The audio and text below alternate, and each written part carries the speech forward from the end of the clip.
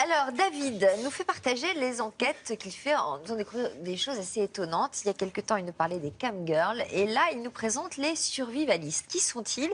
Eh bien, ce sont ces personnes qui s'organisent en cas de fin du monde. Si demain, le monde que nous connaissons n'existait plus, si une catastrophe naturelle dévastait tout, eh bien, eux ont tout prévu au cas où. Voilà, ils ont exactement tout prévu. Alors, le mouvement dont je vous parle aujourd'hui, le mouvement survivaliste, c'est un mouvement qui est né à la fin, dans les années 60 aux États-Unis et qui surtout a explosé dans le monde en 1973 au moment du premier choc pétrolier.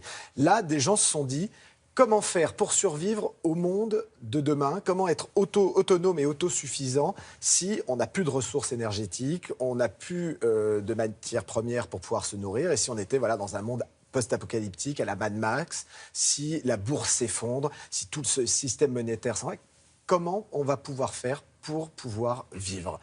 Donc ces gens se sont posés ces questions, donc ils ont appris des techniques, ils ont développé des techniques, à tel point aujourd'hui d'intéresser... C'est-à-dire qu'ils sont revenus à des techniques ancestrales, là encore? C'est-à-dire qu'ils sont allés chercher les techniques ancestrales pour les adapter aujourd'hui, puisque ce sont des gens qui veulent vivre, bien évidemment, dans un monde post-apocalyptique, mais avec du confort. Donc ils sont allés chercher toutes ces techniques, et aujourd'hui, le survivalisme, ça séduit plus de 100 millions de personnes à travers le monde.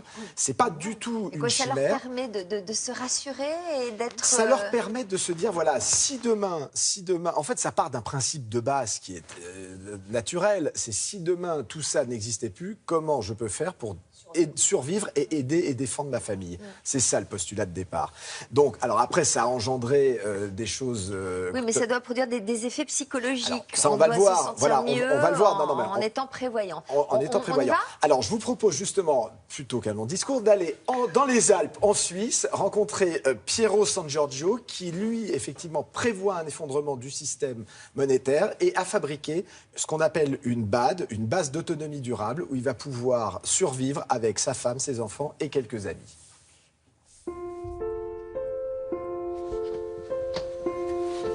Alors ici, j'ai des centaines de kilos de légumes en conserve, de viande, des dizaines et dizaines de kilos de légumes séchés, de quoi tenir une année pour au moins une dizaine d'adultes, plus les enfants. L'idée, c'est de se préparer, non pas pour la fin du monde, mais la fin de notre monde. Effondrement du système bancaire, pénurie des ressources naturelles, guerre mondiale ou catastrophe climatique de grande envergure, comme des millions de survivalistes à travers le monde, Piero pense qu'il faut se préparer à survivre quand notre société laissera place à un monde post-apocalyptique.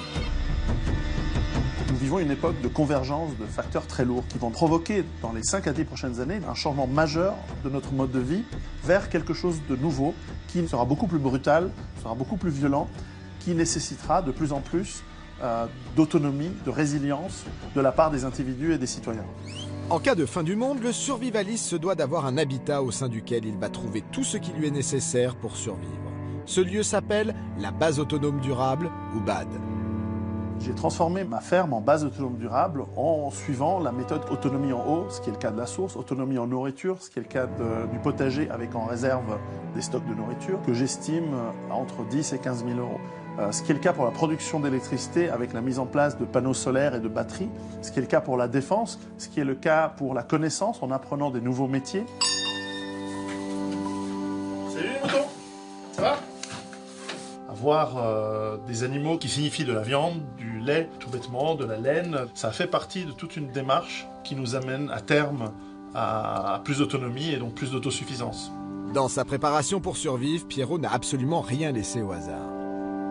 Sur le plan de la santé et de l'hygiène, il est intéressant de suivre des cours d'urgentistes, des cours de secourisme qui nous apprennent à soigner une grande partie des petits bobos de la vie quotidienne pour soi-même et sa famille sans avoir forcément besoin de médecins à tout prix.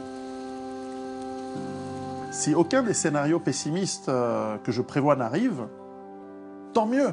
Mais j'aurais fait quand même ces démarches qui m'ont apporté du bonheur, qui me rapprochent de ma famille, de mes amis, et qui me donnent finalement une vie plus saine, plus proche de la nature, et bien plus équilibrée que le monde métro-boulot-dodo habituel que je pouvais vivre avant lorsque j'étais en ville.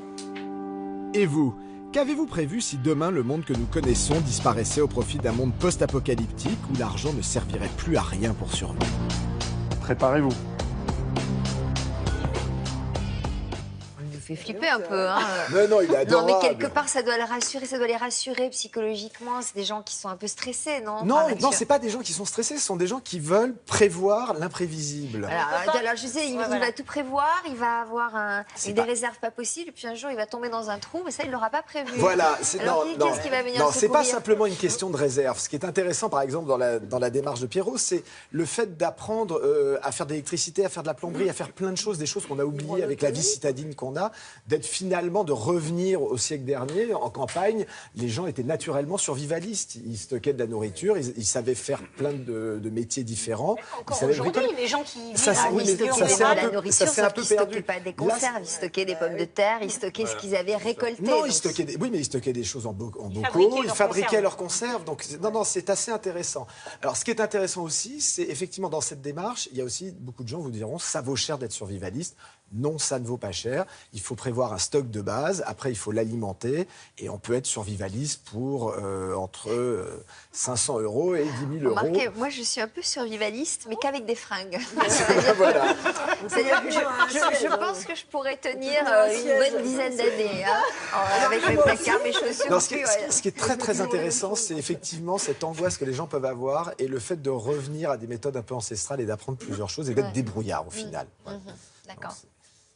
Moi, j'ai un petit Philippe Collignon qui est jamais loin de moi. baies. On sait bricoler des carrés, on sait jardiner, on sait tout faire. Une carotte en Voilà. laine, des baies. et on Regardez, survit. c'est au programme, on est survivaliste. Moi, je mets les mêmes Non, mais habits depuis 15 ans, non, mais je peux encore tenir un il faut hiver. tordre le cou à l'image d'Épinal du survivaliste américain qui est surarmé et qui est dans un bunker. C'est Parce pas que lui, il reste dans sa maison. l'américain, c'est un enfer. Non, Alexandre. Pierrot, là. Et alors, si un survivaliste chez lui tranquille a une entorse, il est mal. Tout ça pour vous dire qu'on va bientôt ouvrir ce dossier avec Richard Zaravadjian, le dossier des entorses et surtout la récidive des entorses. Et nous avons besoin sur notre Facebook de vos témoignages. Donc allez écrire quelques mots là-dessus. Si ça vous arrive, si c'est long à passer, on ouvre ce dossier avec Richard. Daniel, j'ai un petit cadeau pour vous. 1971, on parlait de Attendez, survie. avant Ouais, juste, on ouais. a 2 livres à montrer à propos de excusez-moi. survivalisme. Voilà, à propos de survivalisme, c'est Survivre à l'effondrement économique où il y a toutes les techniques et toutes les choses à prévoir, et Rue Barbare, Survivre en ville, qui ont été écrits par Pierrot et où il y a toutes les techniques pour être un bon survivaliste. Je disais donc